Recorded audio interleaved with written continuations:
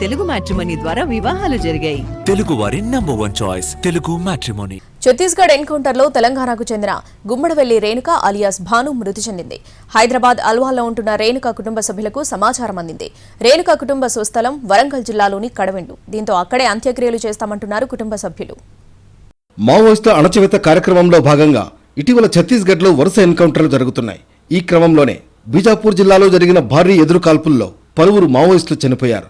మృతుల్లో మావోయిస్టు అగ్రనేత తెలంగాణకు చెందిన గుమ్మడవెల్లి రేణుక అలియాస్ భాను కూడా ఉన్నారు. రేణుక మృతికి సంబంధించిన సమాచారం ఆమె కుటుంబ సభ్యులకు అందింది. దీంతో వాళ్లంతా కన్నీటి పర్యంతమయ్యారు. దాదాపుగా 20 ఏళ్లుగా కుటుంబంతో రేణుకకు సంబంధాలు లేవు. అప్పుడప్పుడు రేణుక ఉత్తరాలు రాసేదని, 10 ఏళ్లుగా ఆమెతో పూర్తిగా సంబంధాలు తెగిపోయాయని కుటుంబ సభ్యులు చెబుతున్నారు. రేణుక స్వస్థలం ఉమ్మడి వరంగల్ జిల్లాలోని దేవరుప్పుల మండలం కడవెండి గ్రామం.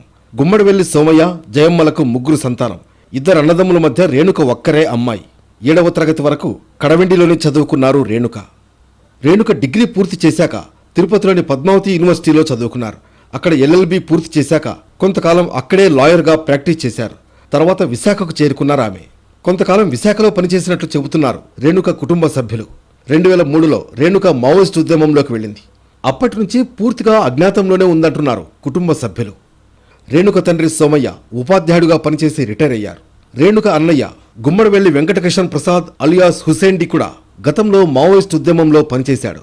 అయితే 10 ఏళ్ల క్రితం అతడు పోలీసులకు లొంగిపోయాడు. రేణుక తమ్ముడు రాజశేఖర్ న్యాయవాద వృత్తిలో ఉన్నాడు. రేణుక కుటుంబం ప్రస్తుతం ఆల్వాల్ పరిధిలో గల వెంకటాపురం రామచంద్రయ్య కాలనీలో ఉంటోంది. దంతెవాడకు వెళ్లి రేణుక మృతదేహాన్ని స్వాధీనం చేసుకుంటామని చెబుతున్నారు కుటుంబ సభ్యులు. తమ స్వగ్రామం కడవెండిలో అంత్యక్రియలు నిర్వహిస్తామంటున్నారు. రేణుక మృతితో ఆమె స్వగ్రామం కడవెండిలో గల బంధువులు కూడా విషాదంలో మునిగిపోయారు.